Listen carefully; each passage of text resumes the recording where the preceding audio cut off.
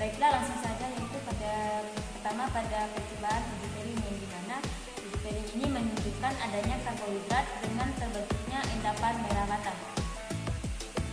Untuk cara kerjanya yaitu pertama-tama kita menyiapkan 3 buah tabung reaksi dan beri kode tabung 1, tabung 2, dan tabung 3. Kemudian untuk masing-masing tabung reaksi kita memasukkan masing-masing 2 ml larutan Fehling A dan larutan Fehling B.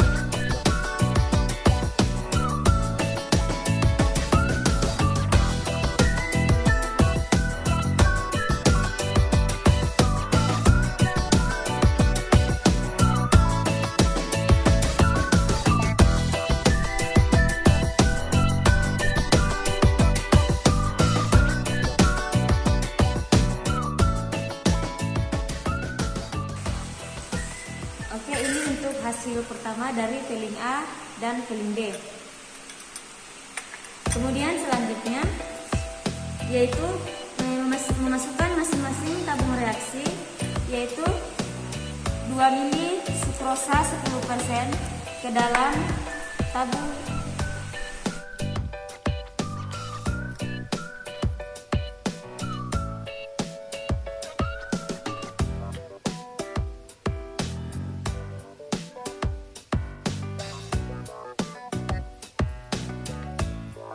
Kemudian glukosa 10% dimasukkan ke dalam tabung 2 sebanyak 2 ml.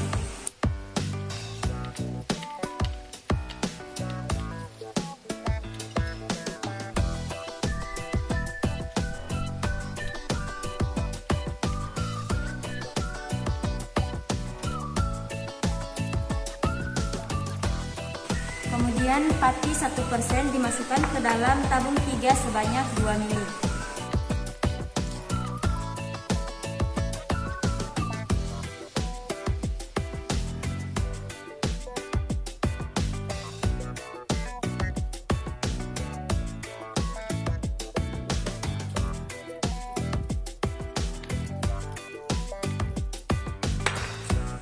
Baiklah, ini hasil dari campuran sukrosa, glukosa, dan pati. Kemudian kita mengocok ketiga larutan.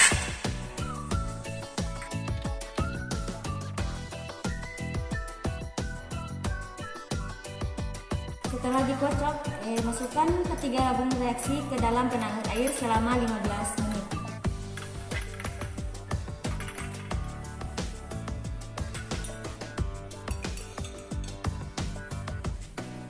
Setelah 15 menit, tabung reaksi diangkat menggunakan gejep, kemudian diletakkan di rak tabung reaksi.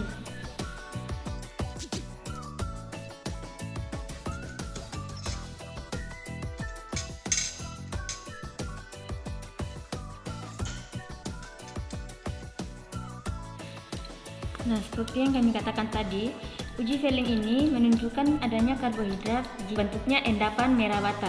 Nah, teman-teman bisa lihat di tabung 2 yaitu glukosa tabung 2, ia terdapat endapan merah bata. Jadi di sini kesimpulannya tabung 2 menunjukkan adanya karbohidrat dengan terbentuk endapan merah bata.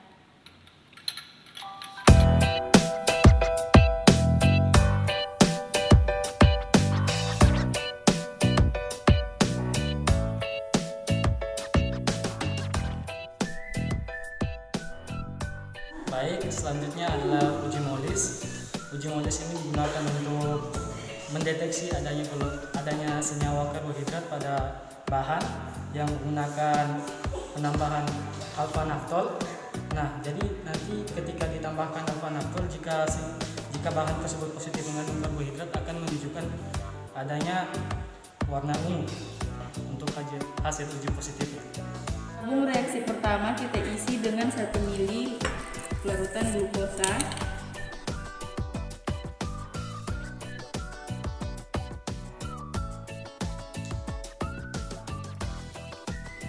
Tabung reaksi kedua kita isi dengan 1 mili sukrosa.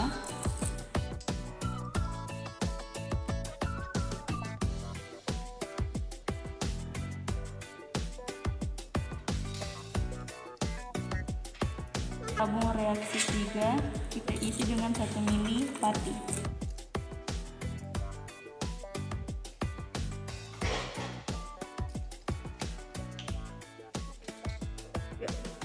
Baik, selanjutnya pada masing-masing tabung reaksi kita tambahkan 3 tetes larutan alfa naftol.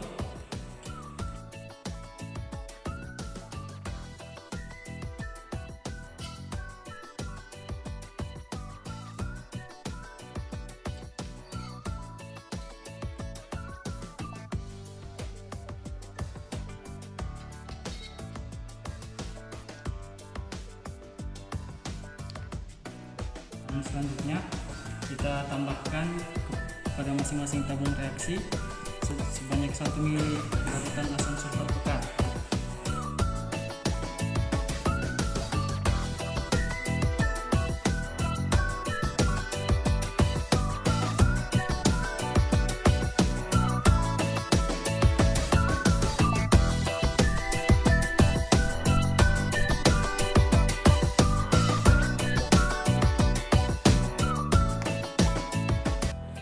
Oke, baik, dapat kita lihat hasilnya.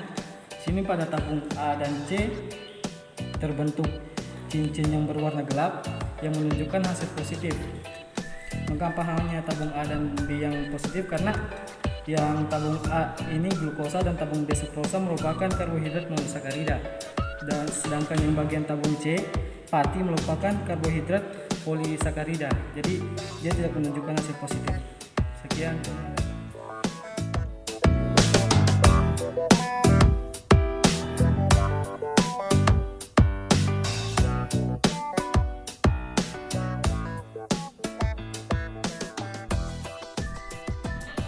Baiklah, selanjutnya untuk uji barcode.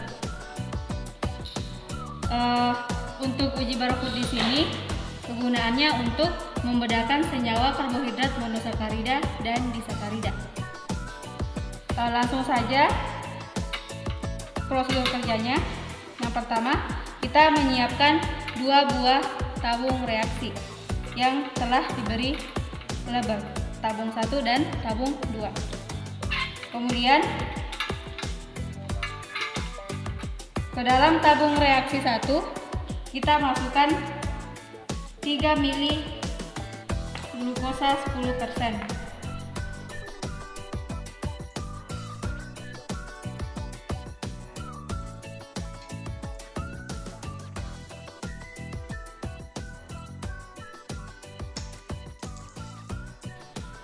Selanjutnya kita masukkan 3 mili sukrosa 10% ke dalam tabung reaksi 2.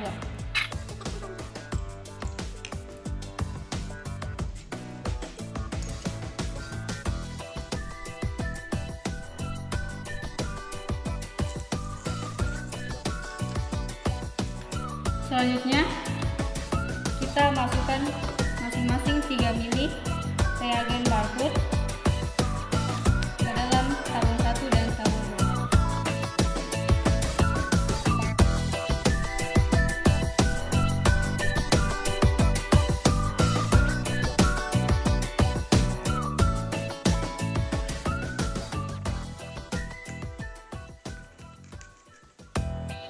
Kedua tabung reaksi kita kocok sampai larutan tercampur.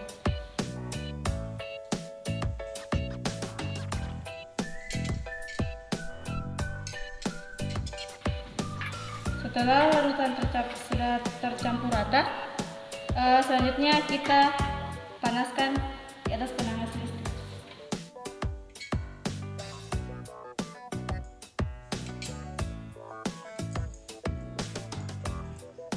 Setelah kita masukkan ke dalam penanas listrik, Selanjutnya kita amati perubahan yang terjadi.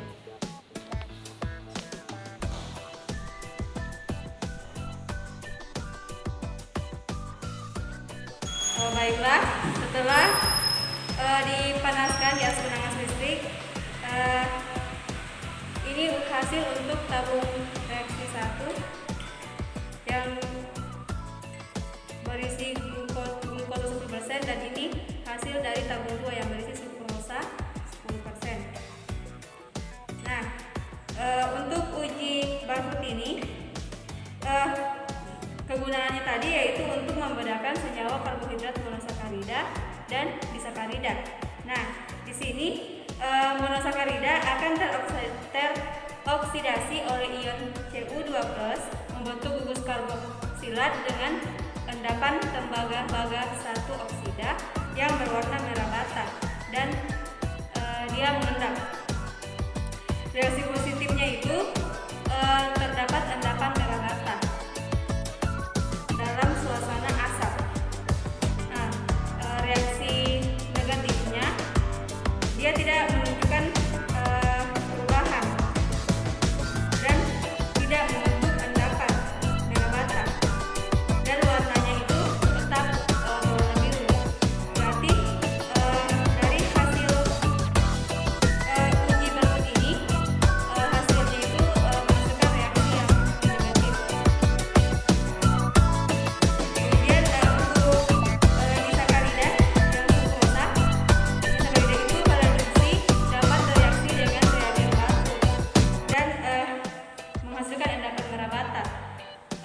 Namun untuk menghasilkan endapan merah bata, waktu pemanasan untuk sukrosa ini harus